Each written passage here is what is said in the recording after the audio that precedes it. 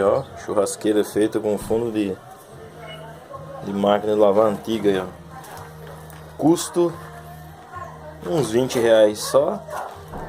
Com parafuso de porca, ó. Tudo emparafusado. Agulha 5,16, ó. As alças do lado. Já tem uma chapinha de fogão pra fazer o fundo, ó.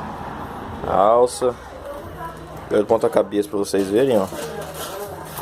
Pé de uma perna de uma cadeira, ó.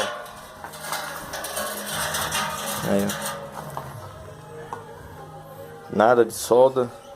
Custo mínimo R$20. Muito barato para fazer uma churrasqueira dessa, que vai ter uma grande utilidade aqui pra gente. Aí, ó.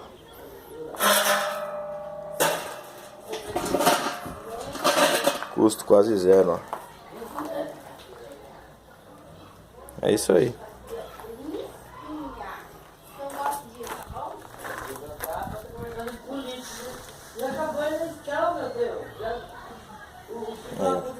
Dobrado à mão.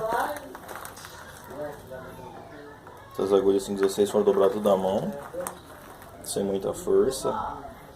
Furo tudo na furadeira. Bloca 5,16. Custo quase zero. A gente não pode